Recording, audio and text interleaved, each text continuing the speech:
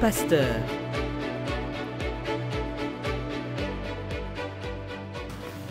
Shalom bien-aimés dans le Seigneur, ici c'est Henri Papa Moulaja.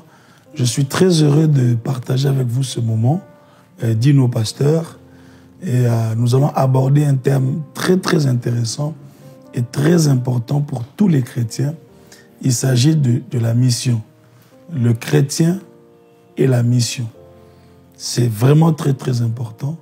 Je prie que le Seigneur nous donne les mots qu'il faut et la simplicité nécessaire afin de transmettre cette pensée et nous aider en tant que chrétiens à ne pas passer notre temps sur cette terre de manière inaperçue et qu'il nous aide chacun à pouvoir accomplir sa mission, parce que vous voyez, le Seigneur Jésus, à la croix, il a crié « Tout est accompli ». C'est-à-dire c'est comme s'il avait un cahier de charge, il avait un programme, il avait une raison de vie. Et lorsqu'il arrive à la croix, il se rend compte que dans son évaluation, dans son programme, tout a été accompli et il pouvait donner sa vie. Et donc, c'est une leçon pour nous dire, ne quitte pas la terre sans avoir crié, tout est accompli. Rassure-toi que tu as accompli la mission pour laquelle non seulement tu as été placé sur la terre, mais aussi pour laquelle tu as été sauvé par le sang de Jésus. Et donc, ces enseignements s'adressent aux chrétiens, à celui qui a reçu Christ dans son cœur comme Seigneur et Sauveur, qui est engagé dans une église locale et qui est en train de se préparer, n'est-ce pas, à la rencontre du Seigneur dans les airs. Tout chrétien qui s'est converti, qui a cru au Seigneur et qui croit au ciel, qui croit au pardon, qui croit aux acquis de la croix, et qui marche encore sur la terre, il doit être conscient de la valeur de la mission. Alors, c'est quoi une mission? La mission, c'est une charge, c'est un mandat, c'est un travail qu'on confie à quelqu'un, et pourquoi pas qu'on viendra aussi évaluer, on viendra rendre compte. Donc, la mission, c'est une tâche particulière, précise, spécifique, que l'on confie. Et le Seigneur nous dit que nous sommes sur la terre pour une mission. Alors, dans ce premier numéro, nous allons tourner autour de comprendre la mission. C'est quoi la mission? Et quels sont les textes bibliques attachés à cela? Et comme ça, on va évoluer en quoi consiste cette mission. Et on va dire pourquoi cette mission, comment accomplir cette mission, quels sont les obstacles attachés à cette mission et quels sont les bénéfices attachés à cette mission. Et donc, c'est une série comme ça que nous allons prendre, et ça nous prendra quelques émissions. Et à la fin, nous serons, je suis convaincu, très enrichis. Matthieu chapitre 5, le verset 13. Matthieu chapitre 5, le verset 13, le Seigneur Jésus dit, « Vous êtes le sel de la terre. Mais si le sel perd sa saveur, avec quoi la lui rendra-t-on? Il ne sert plus qu'à être jeté dehors et foulé aux pieds par les hommes. Vous êtes la lumière du monde. » Verset 14. « Vous êtes la lumière du monde. Une ville située sur une montagne ne peut être cachée. » Verset 15. « On n'allume pas une lampe pour la mettre sous le boisseau, mais on la met sur le chandelier et elle éclaire tous ceux qui sont dans la maison. » Le Seigneur nous dit que nous avons une mission d'éclairer ce monde plein de ténèbres, ce monde qui est dans sa perdition, ce monde qui est en train de se perdre. Nous sommes appelés à donner du sel, ce monde qui manque de goût. Et ça nous renvoie à notre mission. Nous sommes sur la terre pour éclairer le monde. Nous sommes sur la terre pour donner du goût. Et c'est très important de savoir ça. Vous savez, quelqu'un a dit, là où le but est oublié ou ignoré, l'abus sera inévitable. Là où le but est ignoré, l'abus sera inévitable. Là où le but de ta mission, la raison d'être de ta vie et de ma vie sur cette terre est ignorée, alors nous entrerons dans un cycle d'abus, Ma prière est que vous et moi, nous ne puissions pas passer sur cette terre avec des abus, mais que nous puissions accomplir le but de Dieu. Je disais, premier numéro, première tranche, c'est circoncire un peu le concept et entrer dans le fond de la parole de Dieu pour comprendre de quoi il s'agit. La première chose que nous devons savoir, c'est que le désir ardent de Dieu, c'est que le dernier pécheur sur la terre soit sauvé. Le désir ardent de Dieu est que le tout dernier pécheur sur la terre, le cœur le plus incrédule, puisse croire au Seigneur Jésus-Christ. C'est ça le but de Dieu. Le cœur de Dieu bat pour la mission. Quand les hommes se battent pour manger et boire, quand les hommes se battent pour avoir tous les biens du monde, quand les hommes se battent pour bâtir des châteaux, etc., lui, Dieu, son cœur bat pour la mission. Il bat pour le salut. Ainsi, celui qui se lance dans la mission du salut des âmes, il se lance dans quelque chose qui touche le cœur de Dieu au plus haut point. Qui touche le cœur de Dieu au plus haut point. La Bible dit dans Ézéchiel, chapitre 18, le verset 23, Ézéchiel 18, 23, la Bible dit, c'est que je désire. Est-ce que le méchant meurt, dit le Seigneur, l'Éternel. Il dit, n'est-ce pas qu'il change de conduite et qu'il vive? Le désir de Dieu, le désir ardent du cœur de Dieu, n'est pas que le méchant meure dans sa méchanceté, que le pécheur meure dans son péché, mais qu'il change de conduite et qu'il vive. 1 Timothée, chapitre 2, le verset 3 et 4. 1 Timothée, chapitre 2, le verset 3 et 4, la Bible dit, « Cela est bon et agréable devant Dieu, notre Sauveur, qui veut que tous les hommes soient sauvés et parviennent à la connaissance de la vérité. » Le désir du cœur de Dieu est que tous les hommes soient sauvés et qu'ils parviennent à la connaissance de la vérité.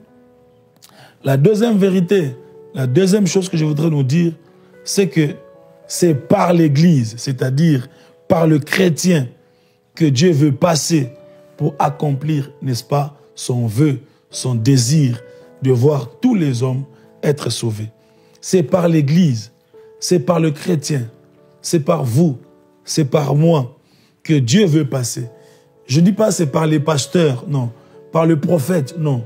C'est par le chrétien. Tout celui qui se reconnaît comme étant chrétien, il est d'office missionnaire, mandaté pour le salut des âmes.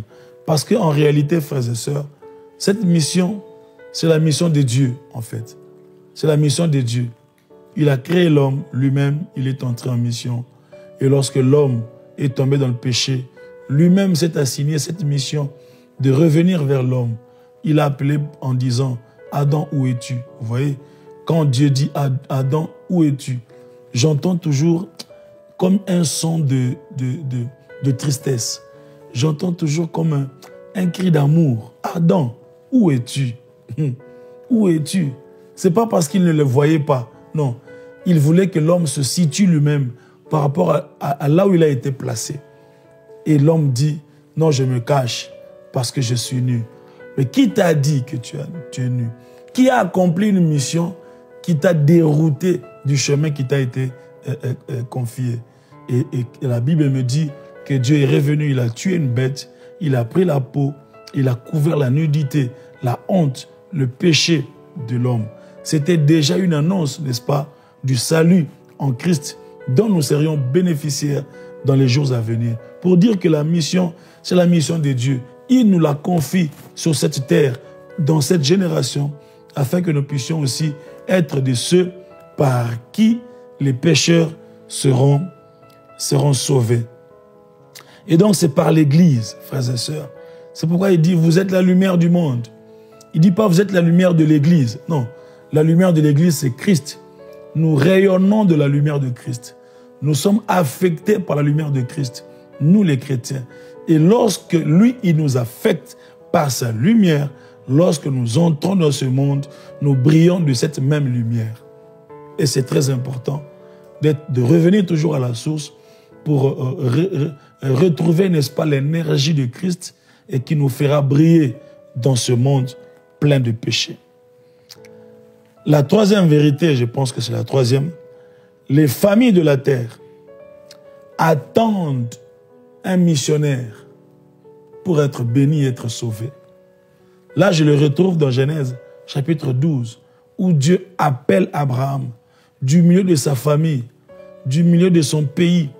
Il lui dit, quitte et je rendrai ton nom grand. Je ferai de toi une source de bénédiction. Il confie à Abraham une mission. Et au verset 3 de Genèse 12, il lui dit, les familles de la terre seront bénies en toi. Et comme Abraham, il y a des familles de la terre qui attendent que nous puissions accomplir notre mission. J'aimerais dire à quelqu'un, si tu ne parles pas de Jésus à quelqu'un, quelqu'un d'autre lui parlera des fétiches. Si tu ne parles pas de Jésus à un jeune homme, à une jeune fille, quelqu'un lui parlera de l'homosexualité. C'est-à-dire là où le chrétien se détourne de sa mission, il sera automatiquement remplacé. On dit que la nature a horreur du vide. Il sera automatiquement remplacé par quelque chose de négatif. Et je voudrais, au travers de cette tranche, que vous et moi, en tant que chrétiens, ne puissions pas sombrer dans les débats de ce monde. Nous vivons dans un monde où il y a beaucoup de débats qui semblent être utiles. Nous touchons à ceci, à cela, à la vie de tous les jours, à la philosophie, à la politique, à beaucoup de sujets. Mais frères et sœurs, le vrai problème de l'homme, c'est le salut. Et l'unique solution dont l'homme a besoin s'appelle Jésus-Christ de Nazareth. Et celui qui se lève pour proclamer le salut en Jésus-Christ, il touche le cœur de Dieu et il fait ce qui est essentiel. Il fait ce qui est essentiel. Ma prière est que réellement, le salut de la terre, le salut des familles, de certains hommes proviennent par toi. On verra dans les prochains numéros comment procéder, comment gagner une âme et comment, de quelle manière le faire dans un contexte ou dans un autre. Ézéchiel chapitre 33, le verset 8.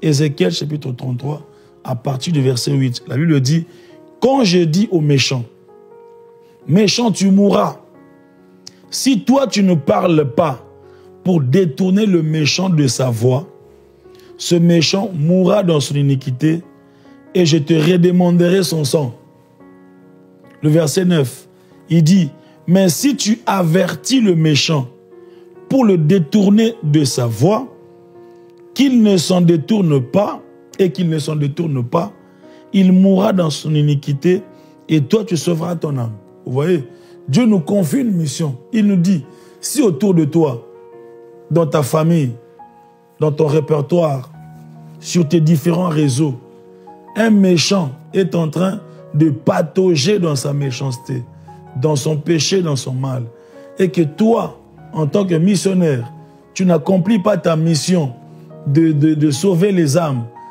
lui, il va te demander, c'est fort, hein, c'est très fort.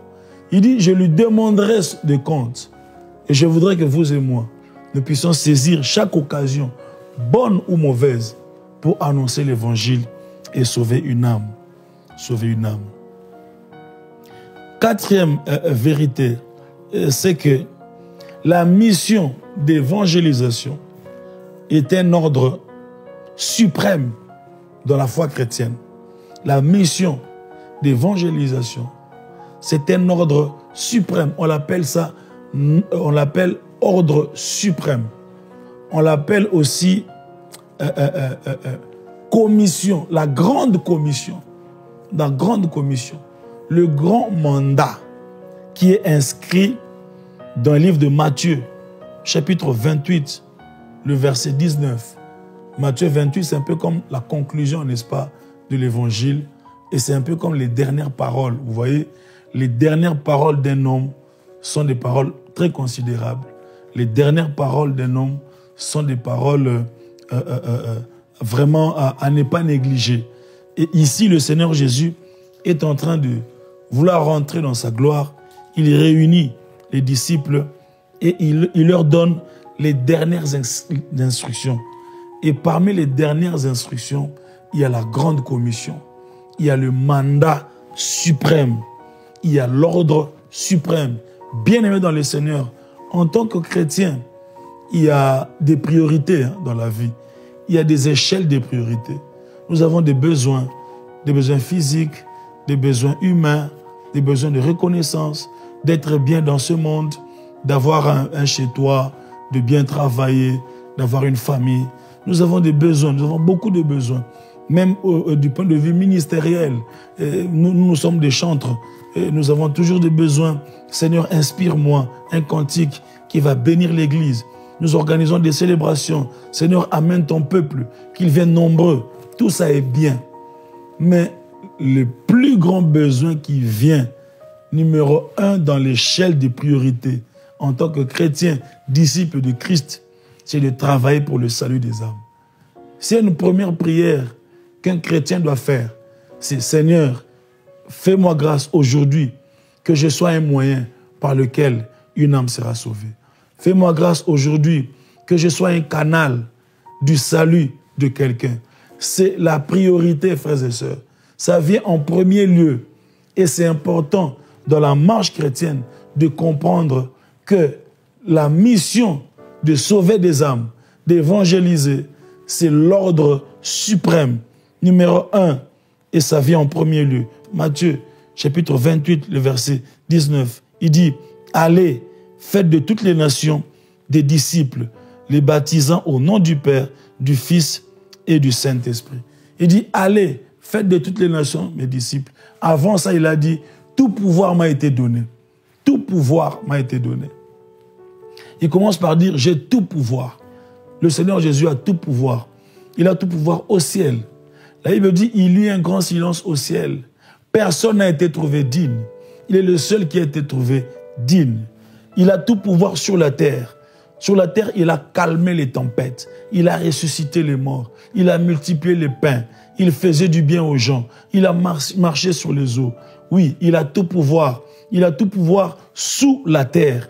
La Bible dit, il est entré dans les profondeurs de la terre. Il a ouvert le séjour des morts. Il a récupéré la clé, n'est-ce pas, du séjour des morts. Il dit, tout pouvoir m'a été donné. Après avoir dit, tout pouvoir m'a été donné, au verset 19, il dit, allez. Sous-entendu, allez avec le pouvoir que j'ai. Allez avec le pouvoir qui m'a été confié. Et donc, bien aimé dans le Seigneur, dans le champ missionnaire, nous le verrons plus tard, dans le champ missionnaire, nous sommes porteurs du pouvoir divin. Dans le champ missionnaire, nous sommes porteurs du pouvoir de Christ. C'est pourquoi la plupart des personnes qui vont évangéliser, et ça marche toujours de pair avec des guérisons, avec des miracles, avec des délivrances. Pourquoi? Parce que nous y allons avec le pouvoir de Dieu. C'est l'ordre suprême. Ça vient en premier lieu dans l'échelle des priorités. Bien-aimés dans le Seigneur, est-ce que vous vous êtes déjà posé la question? Pourquoi Dieu me maintient sur la terre? Pourquoi je vis encore? Moi, je suis déjà sauvé, j'ai reçu Christ, je suis rempli du Saint-Esprit, j'ai la promesse du ciel. Quand la trompette va sonner, j'irai au ciel. Dieu m'aime, il me pardonne par sa grâce et jour après jour. Pourquoi il me maintient encore sur la terre? Bien-aimé dans le Seigneur, j'aimerais te donner la réponse. Si Dieu te maintient sur la terre, ce n'est pas pour faire de toi un millionnaire. Ce n'est pas d'abord pour que tu aies 12 enfants. Ce n'est pas d'abord pour que tu construises les châteaux. Ce n'est pas pour que tu fasses le tour du monde. Ce n'est pas pour que tu sois connu au point de faire des milliards de vues. Non, non, non, non, non. Si Dieu nous maintient encore sur la terre, c'est parce qu'il compte sur toi, il compte sur moi pour sauver des vies, pour gagner les âmes, pour accomplir la mission, l'ordre suprême. C'est la raison d'être de notre vie sur cette terre des hommes. Bien-aimé dans le Seigneur, n'est pas accomplir la mission. C'est un peu comme négliger ou bafouer le salut. N'est pas accomplir la mission, c'est un peu comme passer à côté de la raison pour laquelle Dieu te maintient encore sur la terre. Et c'est dangereux, frères et sœurs, de passer à côté. tu seras en train de manger, de boire, de te vêtir, de voyager, de faire tout ce que tu veux, sauf l'essentiel. Sauf l'essentiel. Malheureusement, nous sommes dans une génération où on se préoccupe de beaucoup de choses, sauf de l'essentiel.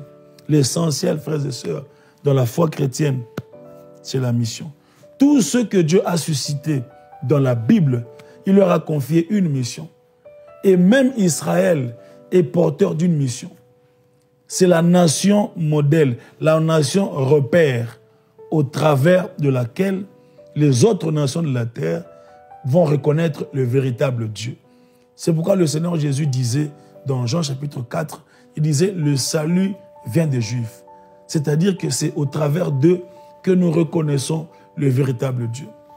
Alors je sais qu'il y a beaucoup de débats, pourquoi seulement eux, et les Noirs disent pourquoi eux ils sont des Blancs, et puis les autres disent pourquoi. Non, non, Dieu est un Dieu de repère. Il pouvait le faire par n'importe quel peuple, mais il l'a fait par Abraham, et il est souverain. Et voilà, nous, par la foi en Christ, nous sommes greffés, n'est-ce pas, à Israël, pour accomplir la même mission, n'est-ce pas, et qu'au travers de nous, les autres nations de la terre reconnaissent que Jéhovah, le Dieu de la Bible, le Père de Jésus-Christ de Nazareth, c'est lui le véritable Dieu dans tous les temps et dans toutes les générations. Et c'est très important. La mission est une nécessité. La mission est une nécessité. On ne peut pas s'en passer. On ne peut pas s'en passer. 1 Corinthiens, chapitre 9, le verset 16. 1 Corinthiens, chapitre 9, le verset 16. Il dit, « Si j'annonce l'évangile, ce n'est pas pour moi un sujet de gloire, car la nécessité m'en est imposée. » Et puis il dit, « Malheur à moi, si je n'annonce pas l'évangile. » Il dit, « Malheur à moi, si je n'annonce pas l'évangile. » Donc c'est comme si, non, je n'existerai pas, je ne serai pas utile sur la terre si je n'annonce pas l'évangile. Actes, chapitre 4, le verset 18, on parle des disciples qui ont bravé la mort pour annoncer l'évangile. Actes, chapitre 4, le verset 18, il dit, « Les ayant appelés, ils leur défendirent absolument de parler et d'enseigner au nom de Jésus. » Et le verset 19, « Pierre et Jean leur répondirent, « Jugez s'il est juste devant Dieu de vous obéir plutôt qu'à Dieu, car nous ne pouvons pas ne pas parler de ce que nous avons vu et entendu. » Oh, ça c'est fort, ça c'est fort. Ils sont devant les autorités, des gens qui sont prêts à signer pour leur emprisonnement. Ils sont devant des gens qui sont prêts à signer pour leur arrestation. Ils sont devant des gens qui peuvent même signer pour leur mort. Mais ils disent, nous ne pouvons pas ne pas parler de ce que nous avons vu et entendu. Frères et sœurs, ne gardons pas la joie de Dieu nous-mêmes. Ne gardons pas la bonne nouvelle nous-mêmes. Ne garde pas le salut toi-même. Tu as des amis, tu as des collègues, tu as des frères et sœurs, tu es dans une famille. Mais pourquoi tu ne leur parles pas de Jésus? Les apôtres ont dit, nous ne pouvons pas ne pas parler de ce que nous avons entendu et de ce que nous avons vu. Si tu as entendu parler de Jésus, tu dois parler de Jésus aux autres. Si tu as entendu et vu la grâce de Dieu dans ta vie, tu dois en parler aux autres. La mission est l'expression la plus totale de l'amour que nous avons pour notre Dieu. La mission est l'expression la plus totale de l'amour que nous avons pour Dieu. C'est comme une jeune fille qui tombe amoureuse, n'est-ce pas? Même si elle est la plus timide, même si son papa c'est le plus méchant de la ville, un jour, à cause de l'amour qui bouillonne dans son cœur, elle viendra chez son père, elle lui dira, « Papa, je suis tombée amoureuse, j'ai rencontré un homme et il veut m'épouser. » Elle prendra le courage de le dire. Elle le dira à sa meilleure amie, elle se dira à ses collègues de la classe, ou bien de l'école, ou du service. Elle finira par en parler autour de lui, car l'amour qui bouillonne ne peut pas nous laisser muets. Et frères et sœurs, si l'amour de Dieu bouillonne dans ton cœur, parle de Jésus. Parle de Jésus. Annonce l'évangile. Dis à quelqu'un qu'il a besoin du salut. Dis à ton ami qu'il a besoin du salut. Je ne parle pas seulement aux pasteurs. Je ne parle pas seulement pour les prophètes. Je ne parle pas seulement pour ceux qu'on appelle des évangélistes. Non, je parle des chrétiens. Ceux qui ont été sauvés par Christ. Ceux qui sont passés par la croix. Alléluia. Et je termine pour dire que la mission nous oblige. En d'autres termes, le missionnaire n'a pas honte d'aller vers les gens, même ceux de mauvaise vie. Voilà. Le missionnaire n'a pas honte d'aller vers des gens. Je me rappelle encore d'un de nos pères, un pasteur dans la ville, et le journaliste lui demandait, mais est-ce que tu peux aller aussi chez des tels? Si on te dit par exemple d'aller prêcher, tu vas aussi, il a cité le nom d'une religion là.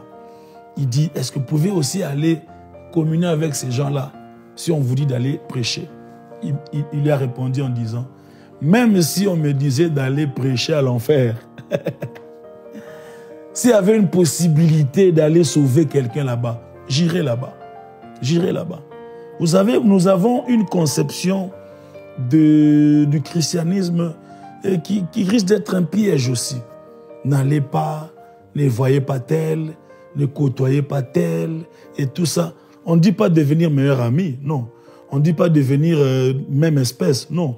Mais on dit de saisir une opportunité dans un milieu quelconque pour annoncer l'évangile qui sauve. Pourquoi ne pas le faire?